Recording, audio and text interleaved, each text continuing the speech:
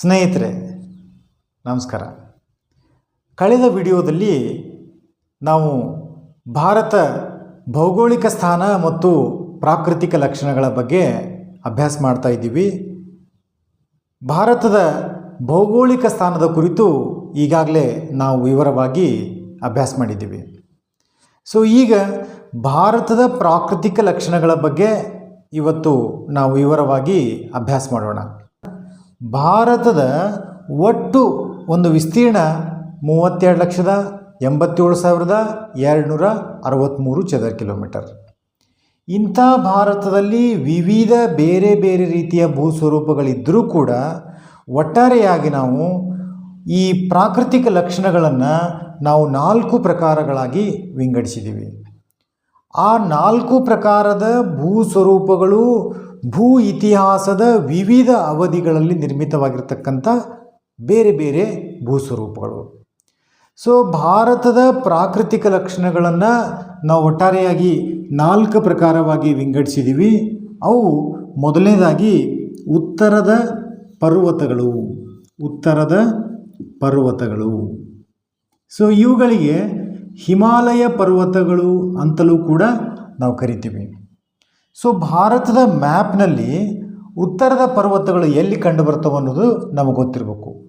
ಈ ಗ್ರೀನ್ ಭಾಗದಲ್ಲಿ ಏನು ನಾನು ಕಲರ್ ಮಾಡಿದ್ದೀನಲ್ಲ, ಇವೆಲ್ಲ ಈ ಭಾಗ ಏನಪ್ಪ ಅಂತಂದ್ರೆ ಉತ್ತರದ ಪರ್ವತಗಳು ಅಂತ ನಾವು ಕರಿತೀವಿ. ಇನ್ನು ಎರಡನೇ ಒಂದು ಪ್ರಾಕೃತಿಕ ಲಕ್ಷಣ ಯಾವುದಪ್ಪ ಅಂತಂದ್ರೆ ಉತ್ತರದ ಮಹಾ ಮೈದಾನ ಪ್ರದೇಶ. ಇದು ಮುಖ್ಯವಾಗಿರ್ತಕ್ಕಂಥ ಒಂದು ಪ್ರದೇಶ.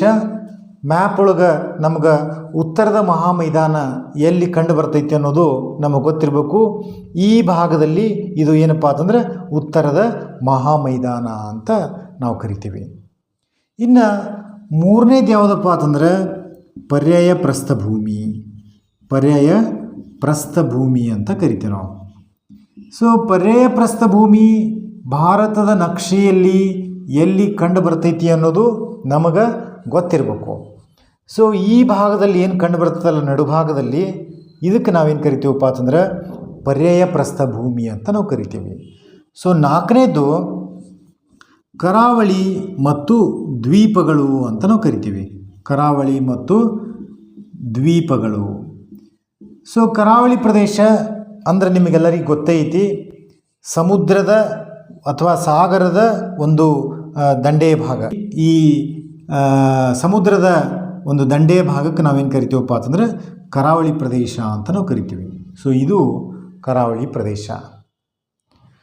ಆನಂತರ ದ್ವೀಪಗಳು ಅಂದ್ರೆ ಲಕ್ಷದ್ವೀಪಗಳು ಈಗಾಗಲೇ ನಾವು ಅಭ್ಯಾಸ ಮಾಡೀವಿ. ಅಂಡಮಾನ್ ಮತ್ತು ನಿಕೋಬಾರ್ ದ್ವೀಪಗಳು ಕೂಡ ಈಗಾಗಲೇ ನಾವು ಅಭ್ಯಾಸ ಮಾಡಿದ್ದೀವಿ. ಈ ರೀತಿ ಭೂ ಇತಿಹಾಸದ ಬೇರೆ ಬೇರೆ ಅವಧಿಗಳಲ್ಲಿ ನಿರ್ಮಿತವಾಗಿರ್ತಕ್ಕಂಥ ಈ ಭೂ ಸ್ವರೂಪಗಳನ್ನು ನಾವು ಒಟ್ಟಾರೆಯಾಗಿ ನಾವೇನು ಮಾಡೀವಪ್ಪ ಅಂತಂದ್ರೆ 4 ಭಾಗ ಮಾಡೀವಿ. ಒಂದನೇದು ಉತ್ತರದ ಪರ್ವತಗಳು ಅಥವಾ ಹಿಮಾಲಯ ಪರ್ವತಗಳು, ಎರಡನೇದು ಉತ್ತರದ ಮೈದಾನ ಪ್ರದೇಶ ಅಥವಾ ಗಂಗಾ ನದಿ ಬಯಲು ಪ್ರದೇಶ ಅಂತಲೂ ಕೂಡ ನಾವು ಕರಿತೀವಿ. ಆಮೇಲೆ ಪರ್ಯಾಯ ಪ್ರಸ್ಥಭೂಮಿ ಅಂತ ಕರಿತೀವಿ, ಇದು ಭಾಗ. ಇನ್ನು ನಾಲ್ಕನೇದು ಕರಾವಳಿ ಮತ್ತು ದ್ವೀಪಗಳು. ಈ ಭಾಗವನ್ನು ನಾವು ಒಟ್ಟಾರೆಯಾಗಿ 4 ಭಾಗಗಳನ್ನಾಗಿ ಮಾಡಿದ್ದೀವಿ. ಈಗ ನಾವು ಒಂದೊಂದು ಪ್ರಾಕೃತಿಕ ಲಕ್ಷಣಗಳನ್ನು ವಿವರವಾಗಿ ಅಭ್ಯಾಸ ಮಾಡ್ತಾ ಬರಬೇಕು. ಇವತ್ತಿನ ದಿವಸ ನಾವು ಈ ಉತ್ತರದ ಒಂದು ಏನು ಪರ್ವತಗಳದಾವಲ್ಲ, ಹಿಮಾಲಯ ಪರ್ವತಗಳ ಬಗ್ಗೆ ಇವತ್ತು ನಾವು ವಿವರವಾಗಿ ಅಭ್ಯಾಸ ಮಾಡೋಣ. ಹಂಗಾರೆ ಈ ಉತ್ತರದ ಪರ್ವತಗಳು ಭಾರತದ ಮ್ಯಾಪಲ್ಲಿ ನಿಮಗೆ ಎಲ್ಲಿ ಕಂಡು ಬರ್ತಾವ ಅನ್ನೋದು ನಿಮಗೆ ಗೊತ್ತಾಯಿತು. ಇಂಥ ಉತ್ತರದ ಪರ್ವತಗಳು ಅಥವಾ ಹಿಮಾಲಯ ಪರ್ವತಗಳು ಇಲ್ಲಿ ಪಾಮೀರ್ ಗ್ರಂಥಿ ಅಂತ ಐತಿ. ಈ ಪಾಮೀರ್ ಗ್ರಂಥಿಯಿಂದ ಹಿಡ್ಕೊಂಡು ಅರುಣಾಚಲ ಪ್ರದೇಶದವರೆಗೆ ಒಟ್ಟು 2,500 ಕಿಲೋಮೀಟರ್ ಉದ್ದವನ್ನು ಹೊಂದಿದೆ. ಒಟ್ಟಾರೆ ಹಿಮಾಲಯ ಪರ್ವತಗಳ ಉದ್ದ 2,500 ಕಿಲೋಮೀಟರ್. ಈ ಹಿಮಾಲಯ ಪರ್ವತಗಳು ಒಂದು ಟೈಪ್ ಏನಪ್ಪ ಅಂತಂದ್ರೆ ಮಡಿಕೆ ಪರ್ವತಗಳು. ಒಂದು ಪೇಪರ್ ತೆಗೆದುಕೊಳ್ತೀವಿ, ಆ ಪೇಪರನ್ನು ಹಿಂಗೆ ನಾವು ಇದನ್ನು ಮಾಡ್ದಕ್ಕಾರ ನಡವರ್ಕ ಮಡಿಕೆ ಬರ್ತಾವೆ ನೋಡ್ರಿ, ಆ ಟೈಪ್ ಇರತಕ್ಕಂಥ ಪರ್ವತಗಳಿಗೆ ನಾವು ಮಡಿಕೆ ಪರ್ವತಗಳು ಅಂತ ಕರಿತೀವಿ. ಈ ಉತ್ತರದ ಪರ್ವತಗಳನ್ನು ನಾವು 3 ಪ್ರಕಾರವಾಗಿ ವಿಂಗಡಿಸಬಹುದು. ಮೊದಲನೇದು ಯಾವುದಪ್ಪ ಅಂತಂದರೆ ಶಿವಾಲಿಕ್ ಬೆಟ್ಟಗಳು ಅಂತ ನಾವು ಕರಿತೀವಿ. ಶಿವಾಲಿಕ್ ಬೆಟ್ಟಗಳು ಅಂದ್ರೆ ಇಡೀ ಹಿಮಾಲಯ ಪರ್ವತದೊಳಗೆ ಅತಿ ದಕ್ಷಿಣದ ಕೆಳಭಾಗದಲ್ಲಿರ್ತಕ್ಕಂಥ ಪರ್ವತಗಳಿಗೆ ಅಥವಾ ಬೆಟ್ಟಗಳಿಗೆ ನಾವೇನು ಕರಿತೀವಪ್ಪ ಅಂತಂದ್ರೆ ಶಿವಾಲಿಕ್ ಬೆಟ್ಟಗಳು ಅಂತ ನಾವು ಕರಿತೀವಿ. ಇದಕ್ಕೆ ಶಿವಾಲಿಕ್ ಬೆಟ್ಟಗಳಿಗೆ ಇನ್ನೊಂದು ಹೆಸರಿಂದ ಕರಿಬೋದು. ಅದ್ಯಾವುದಪ್ಪ ಅಂತಂದ್ರೆ ಪಾದ ಬೆಟ್ಟಗಳು ಅಂತಲೂ ಕೂಡ ನಾವು ಕರಿಬೋದು. ಪಾದ ಬೆಟ್ಟಗಳು. ಸೊ ಈ ರೀತಿಯಾಗಿರ್ತಕ್ಕಂಥ ಹಿಮಾಲಯ ಪರ್ವತದ ದಕ್ಷಿಣ ಭಾಗದಲ್ಲಿರ್ತಕ್ಕಂಥ ಕೊನೆಯ ಪಾದದ ಅಡಿಯಲ್ಲಿರ್ತಕ್ಕಂಥ ಬೆಟ್ಟಗಳಿಗೆ ನಾವು ಪಾದ ಬೆಟ್ಟಗಳಂತ ಕರಿತೀವಿ. ಇವುಗಳ ಸರಾಸರಿ ಎತ್ತರ, ಈ ಶಿವಾಲಿಕ್ ಬೆಟ್ಟಗಳ ಸರಾಸರಿ ಎತ್ತರ ಎಷ್ಟಪ್ಪ ಅಂತಂದ್ರೆ 600ರಿಂದ 1500 ಮೀಟರ್ ಸರಾಸರಿ ಎತ್ತರ. ಅಂದ್ರೆ ಈ ಸಮುದ್ರದ ಮಟ್ಟ ಏನೈತಲ್ಲ, ಈ ಸಮುದ್ರದ ಮಟ್ಟದಿಂದ ಇವುಗಳ ಸರಾಸರಿ ಎತ್ತರ ಎಷ್ಟಪ್ಪ ಅಂತಂದ್ರೆ 600ರಿಂದ 1500 ಮೀಟರ್ ಎತ್ತರವನ್ನು ಹೊಂದಿದೆ.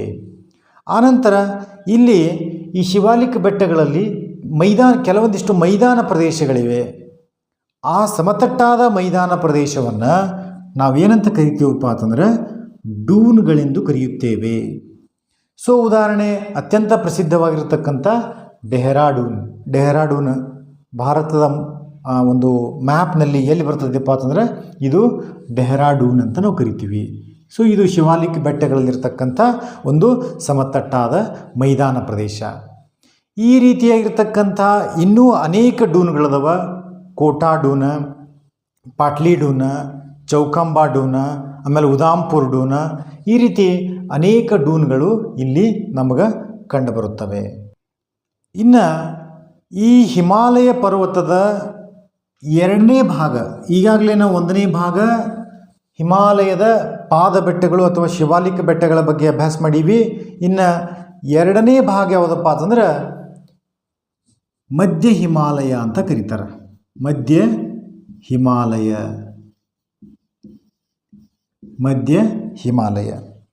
ಅಂದ್ರೆ ಈ ಮಧ್ಯ ಹಿಮಾಲಯ ಅಂದ್ರೆ ಈ ಪಾದ ಬೆಟ್ಟಗಳು ಮತ್ತು ಮೇಲ್ಗಡೆ ಇರತಕ್ಕಂಥ ಹಿಮಾದ್ರಿ ಅಥವಾ ಮಹಾಹಿಮಾಲಯ, ಈ ಮಹಾಹಿಮಾಲಯ ಮತ್ತು ಶಿವಾಲಿಕ್ ಬೆಟ್ಟಗಳ ಮಧ್ಯದಲ್ಲಿ ಕಂಡುಬರತಕ್ಕಂಥ ಈ ಪರ್ವತಗಳಿಗೆ ನಾವೇನು ಕರಿತೀವಪ್ಪ ಅಂತಂದ್ರೆ ಮಧ್ಯ ಹಿಮಾಲಯ ಅಂತ ನಾವು ಕರಿತೀವಿ. ಸೊ ಈ ಮಧ್ಯ ಹಿಮಾಲಯಕ್ಕೆ ನಾವು ಇನ್ನೊಂದು ಹೆಸರಿಂದ ಕರಿತೀವಿ. ಅದಕ್ಕೇನಪ್ಪ ಅಂತಂದ್ರೆ ಹಿಮಾಚಲ ಅಂತಲೂ ಕೂಡ ಕರಿತೀವಿ. ಹಿಮಾಚಲ. ಸೊ ಈ ಮಧ್ಯ ಹಿಮಾಲಯದ ಒಟ್ಟು ಸರಾಸರಿ ಎತ್ತರ ಸಮುದ್ರ ಮಟ್ಟದಿಂದ 3600 ಕಿಲೋಮೀಟರ್ನಿಂದ 3600 ಮೀಟರ್ದಿಂದ 4500 ಮೀಟರ್ದವರೆಗೆ ಒಟ್ಟು ಸರಾಸರಿ ಎತ್ತರವನ್ನು ಹೊಂದಿದೆ. ಇದರ ಅಗಲ ಇದು ಈ ರೀತಿಯಾಗಿರ್ತಕ್ಕಂಥ ಸರಾಸರಿ ಎತ್ತರ 3600 ಮೀಟರಿಂದ 4500 ಮೀಟರ್ ಸರಾಸರಿ ಎತ್ತರ. ಎಲ್ಲಿಂದ? ಈ ಸಮುದ್ರದ ಮಟ್ಟದಿಂದ. ಇನ್ನು ಇದರ ಅಗಲ ಎಷ್ಟಪ್ಪ ಅಂತಂದ್ರೆ 60ರಿಂದ 80 ಕಿಲೋಮೀಟರ್. 60ರಿಂದ 80 ಕಿಲೋಮೀಟರ್. ಇದು ಮೀಟರ್, ಇದು ಸರಾಸರಿ ಎತ್ತರ ಸರಾಸರಿ. ಅಗಲ ಇದು ಕಿಲೋಮೀಟರ್. ಅಂದರೆ 60ರಿಂದ 80 ಕಿಲೋಮೀಟರ್ ಅಗಲವನ್ನು ಹೊಂದಿದೆ. ಆನಂತರ ಈ ಮಧ್ಯ ಹಿಮಾಲಯದಲ್ಲಿ ಅನೇಕ ಸಮಾನಾಂತರ ಶ್ರೇಣಿಗಳಿವೆ. ಉದಾಹರಣೆಗೆ ಪೀರ್ ಪಂಜಾಳ ಶ್ರೇಣಿ ಅಂತ ಐತಿಲ್ಲಿ. ಪೀರ್ ಪಂಜಾಳ ಶ್ರೇಣಿ ಅಥವಾ ಮಹಾಭಾರತ ಶ್ರೇಣಿ ಈ ರೀತಿಯಾಗಿರ್ತಕ್ಕಂಥ ಪೀರ್ ಪಂಜಾಳ, ಮಹಾಭಾರತ ಶ್ರೇಣಿ, ನಾಗತಿಬ್ಬ, ಮುಸ್ಸೋರಿ ಈ ರೀತಿಯ ಮುಂತಾದ ಅನೇಕ ಒಂದು ಶ್ರೇಣಿಗಳು ಇಲ್ಲಿ ನಮಗೆ ಕಂಡುಬರ್ತವೆ. ಇನ್ನು ಇಲ್ಲಿ ಪ್ರಮುಖವಾಗಿರ್ತಕ್ಕಂಥ ಕೆಲವೊಂದಿಷ್ಟು ಕಣಿವೆಗಳು ಕಂಡುಬರ್ತವೆ. ಎರಡು ಪರ್ವತಗಳ ಮಧ್ಯದಲ್ಲಿ ಕಂಡುಬರ್ತಕ್ಕಂಥ ಒಂದು ಪ್ರದೇಶಕ್ಕೆ ನಾವು ಕಣಿವೆ ಅಂತ ಕರಿತೀವಿ. ಅಲ್ಲಿ ಅನೇಕ ಕಣಿವೆಗಳು ಬರ್ತವೆ. ಕಾಂಗ್ರಾ ಮತ್ತು ಕುಲು ಅಂತ ಎರಡು ಒಂದು ಕಣಿವೆಗಳು ಇಲ್ಲಿ ಕಂಡುಬರ್ತವೆ. ಆನಂತರ ಇಲ್ಲಿ ಮಧ್ಯ ಹಿಮಾಲಯದಲ್ಲಿ ಅನೇಕ ಗಿರಿಧಾಮಗಳು ಕಂಡುಬರ್ತವೆ. ಗಿರಿಧಾಮಗಳಂದರೆ ಬೆಟ್ಟ ಪ್ರದೇಶಗಳಲ್ಲಿ ವಾಸ ಮಾಡ್ತಕ್ಕಂಥ ಪ್ರದೇಶಗಳಿಗೆ ನಾವು ಗಿರಿಧಾಮಗಳಂತ ಕರಿತೀವಿ. ಉದಾಹರಣೆ ಸಿಮ್ಲಾ ಅಂತ ಪ್ರದೇಶ ಐತಿ, ಇದು ಒಂದು ಗಿರಿಧಾಮ. ಈ ರೀತಿಯಾಗಿರ್ತಕ್ಕಂಥ ಸಿಮ್ಲಾ, ಮಸೂರಿ, ನೈನಿತಾಲ್, ರಾಣಿಖೇತ್, ಡಾರ್ಜಿಲಿಂಗ ಈ ರೀತಿ ಅನೇಕ ಒಂದು ಗಿರಿಧಾಮಗಳಲ್ಲಿ ಕಂಡುಬರ್ತವೆ. ಬೇಸಿಗೆ ಕಾಲದಲ್ಲಿ ಕೆಲವೊಂದಿಷ್ಟು ಶ್ರೀಮಂತರು ಆ ಒಂದು ಗಿರಿಧಾಮಗಳಲ್ಲಿ ಹೋಗಿ ಅಲ್ಲಿ ವಾಸ ಮಾಡಿ ಮತ್ತು ವಾಪಸ್ ಬರ್ತಕ್ಕಂಥ ಉದಾಹರಣೆಗಳು ನಾವು ಸಾಕಷ್ಟು ನೋಡಿದ್ದೀವಿ. ಇನ್ನು ಮೂರನೇದು ಯಾವುದಪ್ಪ ಅಂತಂದ್ರೆ ಮಹಾ ಹಿಮಾಲಯ. ಈ ಮಹಾ ಹಿಮಾಲಯಕ್ಕೆ ಇನ್ನೊಂದು ಹೆಸರು ಏನಪ್ಪ ಅಂತಂದ್ರೆ ಹಿಮಾದ್ರಿ ಅಂತಲೂ ಕೂಡ ಕರಿತೀವಿ. ಯಾಕೆ ಹಿಮಾದ್ರಿ ಅಂತ ಕರಿತೀವಪ್ಪ ಅಂತಂದ್ರೆ ಅಲ್ಲಿ ಇರ್ತಕ್ಕಂಥ ಪ್ರದೇಶ ಯಾವಾಗಲೂ ಹಿಮದಿಂದ ಇರುವುದರಿಂದ ನಾವೇನು ಕರಿತೀವಪ್ಪ ಅಂತಂದ್ರೆ ಹಿಮಾದ್ರಿ ಅಂತ ಕರಿತೀವಿ. ಸೊ ಈ ಒಂದು ಮಹಾ ಹಿಮಾಲಯ ಈ ಭಾಗದಲ್ಲಿ ಟೋಟಲ್ ಎಲ್ಲಕ್ಕಿಂತ ಮೇಲ್ಭಾಗದಲ್ಲಿ ಕಂಡು ಬರತಕ್ಕಂಥ ಒಂದು ಪ್ರದೇಶಕ್ಕೆ ನಾವೇನು ಕರಿತೀವಪ್ಪ ಅಂತಂದ್ರೆ ಮಹಾ ಹಿಮಾಲಯ ಅಂತ ಕರಿತೀವಿ. ಈ ಮಹಾ ಹಿಮಾಲಯದ ಸರಾಸರಿ ಎತ್ತರ 6000ದಿಂದ 8000 ಮೀಟರ್ ಸರಾಸರಿ ಎತ್ತರವಾಗಿರ್ತಕ್ಕಂಥ ಪರ್ವತಗಳನ್ನು ನಾವಿಲ್ಲಿ ಕಾಣ್ಬೋದು. ಇಲ್ಲಿ ಅತ್ಯಂತ ಮುಖ್ಯವಾಗಿರ್ತಕ್ಕಂಥ ಒಂದು ಪರ್ವತ, ಇಡೀ ಪ್ರಪಂಚದಲ್ಲಿ ಅತ್ಯಂತ ಎತ್ತರವಾದ ಪರ್ವತ ಯಾವುದಪ್ಪ ಅಂತಂದ್ರೆ Mount Everest. So Mount Everest ಎಲ್ಲಿ ಕಂಡು ಬರ್ತೈತೆ ಅನ್ನೋದು ನಮಗೆ ಭಾರತದ ಮ್ಯಾಪ್ ಒಳಗೆ ನಮಗೆ ಗೊತ್ತಿರಬೇಕು. ಈ ಮೌಂಟ್ ಎವರೆಸ್ಟ್ನ ಎತ್ತರ ಎಷ್ಟಪ್ಪ ಅಂತಂದ್ರೆ 8848 ಮೀಟರ್. ಇದು ಪ್ರಪಂಚದ ಅತ್ಯಂತ ಎತ್ತರವಾಗಿರ್ತಕ್ಕಂಥ ಒಂದು ಪರ್ವತ. ನೇಪಾಳ ಮತ್ತು ಟಿಬೆಟ್ನ ಮಧ್ಯದಲ್ಲಿ ನಮಗೆ ಕಂಡು ಬರ್ತೈತಿ. ಇನ್ನು ಭಾರತ ದೇಶದ ಅತ್ಯಂತ ಎತ್ತರವಾಗಿರ್ತಕ್ಕಂಥ ಪರ್ವತ ಯಾವುದಪ್ಪ ಅಂತಂದ್ರೆ K2 Mount Godwin Austin. So ಇದು ಭಾರತದೊಳಗೆ ಇಲ್ಲಿ ಕಂಡು ಬರ್ತೈತಿ. ಮೌಂಟ್ ಎವರೆಸ್ಟ್ ಕಂಡು ಬರತಕ್ಕಂಥ ಪ್ರದೇಶ ಎಲ್ಲಿಪ್ಪ ಅಂತಂದ್ರೆ ಇಲ್ಲಿ. ಈ K2 ಅಥವಾ ಮೌಂಟ್ ಗಾಡ್ವಿನ್ ಆಸ್ಟಿನ್ ಇದು ಕಂಡು ಬರತಕ್ಕಂಥ ಇದರ ಎತ್ತರ ಎಷ್ಟಪ್ಪ ಅಂತಂದರೆ 8611 ಮೀಟರ್ ಇದರ ಎತ್ತರ. ಸೊ ಪ್ರಪಂಚದ ಅತ್ಯಂತ ಎತ್ತರವಾಗಿರ್ತಕ್ಕಂಥ ಶಿಖರ ಕೇಳಿದ್ರೆ ಮೌಂಟ್ ಎವರೆಸ್ಟ್ ಅಂತ ಹಾಕಬೇಕು. ಭಾರತ ದೇಶದ ಅತ್ಯಂತ ಎತ್ತರವಾದ ಶಿಖರ ಅಂತ ಕೇಳಿದ್ರೆ ಮೌಂಟ್ ಗಾಡ್ವಿನ್ ಆಸ್ಟಿನ್ ಅಥವಾ K2 ಅಂತ ನಾವು ಗುರುತಿಸ್ಬೇಕು. ಸೊ ಈ ರೀತಿಯಾಗಿರ್ತಕ್ಕಂಥ Mount Everest, Mount Godwin Austin ಹಿಂಗೆ ಅನೇಕ ದೊಡ್ಡ ಪರ್ವತಗಳದವ. ಕಾಂಚನಗಂಗಾ, ಢವಳಗಿರಿ, ನಂದಾದೇವಿ, ಗೌರಿಶಂಕರ ಈ ರೀತಿ ಪ್ರಮುಖವಾಗಿರ್ತಕ್ಕಂಥ ಶಿಖರಗಳು ಇಲ್ಲಿ ಕಂಡುಬರ್ತವೆ. ಇನ್ನು ಇಲ್ಲಿ ಇನ್ನೊಂದಿಷ್ಟು ಪ್ರಮುಖವಾಗಿರ್ತಕ್ಕಂಥ ಅಂಶ ಏನಪ್ಪ ಅಂತಂದ್ರೆ ಇಲ್ಲಿ ಹಿಮನದಿಗಳು ಕಂಡುಬರ್ತವೆ. ಹಿಮನದಿಗಳು ಇಲ್ಲಿ ಪ್ರಮುಖವಾಗಿರ್ತಕ್ಕಂಥ ಹಿಮನದಿ ಯಾವುದಪ್ಪ ಅಂತಂದ್ರೆ ಗಂಗೋತ್ರಿ ಎಂಬ ಹಿಮನದಿ, ಗಂಗಾ ನದಿಯ ಉಗಮ ಸ್ಥಾನ. ಇಲ್ಲಿ ಆ ಗಂಗೋತ್ರಿ ಎಂಬ ಹಿಮನದಿಯಲ್ಲಿ ಗಂಗಾ ನದಿ ಹುಟ್ಟಿ ಮುಂದೆ ಮೈದಾನ ಪ್ರದೇಶಕ್ಕೆ ಹರಿದು ಮುಂದೆ ಏನಾಗ್ತದಪ್ಪ ಅಂತಂದರೆ ಅದು ಬಂಗಾಳ ಕೊಲ್ಲಿಗೆ ಬಂದು ಸೇರ್ತೈತಿ. ಗಂಗೋತ್ರಿ ಎಂಬ ಹಿಮನದಿ ಈ ಮಹಾ ಹಿಮಾಲಯದಲ್ಲಿ ಐತಿ. ಈ ರೀತಿ ಅನೇಕ ಅಲ್ಲಿ ಹಿಮನದಿಗಳು ನಮಗೆ ಕಂಡು ಬರ್ತವೆ. ಆನಂತರ ಅಲ್ಲಿ ಅನೇಕ ಕಣಿವೆ ಮಾರ್ಗಗಳದವ. ಅವು ಒಂದು ಉತ್ತರದ ಅತ್ಯಂತ ಆಕರ್ಷಕ ಪ್ರವಾಸಿ ಸ್ಥಳಗಳದವ ಮತ್ತು ಅದೊಂದು ಉತ್ತಮವಾಗಿರ್ತಕ್ಕಂಥ ಸಂಚಾರಕ್ಕೆ ಅವು ಯೋಗ್ಯ ಆಗಿದವ. ಅವು ಕಣಿವೆ ಮಾರ್ಗಗಳಂತ ಕರಿತೀವಿ. ಆ ಕಣಿವೆ ಮಾರ್ಗಗಳ ಉದಾಹರಣೆ ಕಾಶ್ಮೀರದ ಬುರ್ಜಿಲಾ, ಜೋಜಿಲಾ ಅಂತ ನಾವು ಕರಿತೀವಿ. ಈ ರೀತಿಯಾಗಿರ್ತಕ್ಕಂಥ ಅನೇಕ ಕಣಿವೆ ಮಾರ್ಗಗಳ ಅಲ್ಲಿ ಅದಾವ. ಈ ಮಹಾ ಹಿಮಾಲಯದ ಮೇಲ್ಗಡೆ ಭಾಗಕ್ಕೆ ನಾವೇನು ಕರಿತೀವಪ್ಪ ಅಂತಂದ್ರೆ ಹೊರ ಹಿಮಾಲಯ ಅಂತಲೂ ಕರಿತೀವಿ. ಅಲ್ಲಿ ಅನೇಕ ಕಾರಕೋರಂ ಪರ್ವತ ಶ್ರೇಣಿ ಐತಿ. ಆನಂತರ ಇಲ್ಲಿ ಕೈಲಾಸ ಪರ್ವತ ಅಂತ ಐತಿ. ನಮ್ಮ ಹಿಂದೂ ಧರ್ಮದ ಅತ್ಯಂತ ಪ್ರಸಿದ್ಧವಾಗಿರ್ತಕ್ಕಂಥ ಒಂದು ಪ್ರವಾಸಿ ಒಂದು ಸ್ಥಾನ. ಮತ್ತು ಕೈಲಾಸ ಪರ್ವತಕ್ಕೆ ಹೋಗಿ ಬಂದೇವಪ್ಪ ಅಂತಂದ್ರೆ ನಮಗೆ ಮುಕ್ತಿ ಸಿಗತೈತಿ ಅಂತ ತಿಳ್ಕೊಂಡು ಭಾಳಷ್ಟು ಜನ ನಂಬ್ತಾರೆ. ಸೊ ಈ ರೀತಿಯಾಗಿರ್ತಕ್ಕಂಥ ಹಿಮಾಲಯ ಪರ್ವತಗಳನ್ನು ನಾವು 3 ಭಾಗ ಮಾಡೀವಿ. ಒಂದನೇದ್ದು ಪಾದ ಬೆಟ್ಟಗಳು ಅಥವಾ ಶಿವಾಲಿಕ್ ಬೆಟ್ಟಗಳು, ಎರಡನೇದ್ದು ಮಧ್ಯ ಹಿಮಾಲಯ ಅಥವಾ ಹಿಮಾಚಲ, ಮೂರನೇದ್ದು ಮಹಾ ಹಿಮಾಲಯ ಅಥವಾ ಹಿಮಾದ್ರಿ ಅಂತ ಕರಿತೀವಿ. ಈ ರೀತಿಯಾಗಿರ್ತಕ್ಕಂಥ ಈ ಉತ್ತರದ ಮೈದಾನಗಳು ತನ್ನದೇ ಆಗಿರ್ತಕ್ಕಂಥ ಒಂದು ಭೂಸ್ವರೂಪವನ್ನು ಹೊಂದಿದೆ. ಇನ್ನು ಹಿಮಾಲಯ ಪರ್ವತದ ಒಂದು ಮಹತ್ವವನ್ನು ಕೇಳ್ತಾರೆ. ಇನ್ನು ಹಿಮಾಲಯ ಪರ್ವತದ ಮಹತ್ವ, ಇದರ ಉಪಯೋಗಗಳೇನೇನು? ಫಸ್ಟ್ ಆಫ್ ಆಲ್ ನೋಡ್ರಿ, ಇದರ ಮೊದಲನೇ ಮಹತ್ವ ಏನಪ್ಪ ಅಂತಂದ್ರೆ ಇದು ನಮ್ಮ ದೇಶದ ಒಂದು ರಕ್ಷಣಾ ಗಡಿಯಂತೆ ಕೆಲಸ ನಿರ್ವಹಿಸ್ತೈತಿ. ಈ ಕಡೆ ಮೇಲಿನಿಂದ ನಮ್ಮ ದೇಶದೊಳಗೆ ಯಾರೂ ಒಳಗೆ ಬರಾಕ ಇದು ಒಂಥರ ಹೆಂಗಪ್ಪ ಅಂದ್ರೆ ಕಂಪೌಂಡ್ ಗೋಡೆ ಇದ್ದಂಗೆ, ಇದು ಒಂಥರ ರಕ್ಷಣಾ ಗೋಡೆ ಇದ್ದಂಗೆ. ಇದು ಮೊದಲನೇ ಉಪಯೋಗ, ಒಂದು ರಕ್ಷಣೆ, ನಮ್ಮನ್ನು ರಕ್ಷಣೆ ಮಾಡ್ತಕ್ಕಂಥ ಒಂದು ಗೋಡೆ ಇದ್ದಂಗೆ ಇದು. ಇನ್ನು ಎರಡನೇದೇನಪ್ಪ ಅಂತಂದ್ರೆ ಶೀತ ಗಾಳಿ, ಅಂದ್ರೆ ಮಧ್ಯ ಏಷ್ಯಾದಲ್ಲಿ ಶೀತ ಗಾಳಿ ಬೀಸ್ತೈತಿ. ಆ ಶೀತ ಗಾಳಿ ಭಾರತದ ಒಳಗೆ ಬಿಡ್ಲಾರ್ದಂಗೆ ಇದು ನಮ್ಮನ್ನೇನು ಮಾಡ್ತದಪ್ಪ ಅಂದ್ರೆ ರಕ್ಷಣೆ ಮಾಡೈತಿ, ಶೀತ ಗಾಳಿಯನ್ನು ತಡೆಗಟ್ತೈತಿ.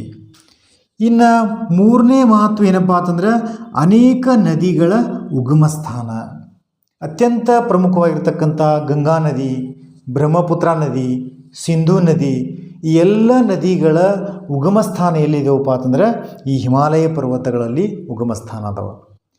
ಈ ಹಿಮಾಲಯ ಪರ್ವತಗಳಿರುವುದರಿಂದ ಈ ಮೈದಾನ ಪ್ರದೇಶಗಳಲ್ಲಿರ್ತಕ್ಕಂತಹ ನದಿಗಳು ವರ್ಷ ಪೂರ್ತಿ ಹರಿತವ.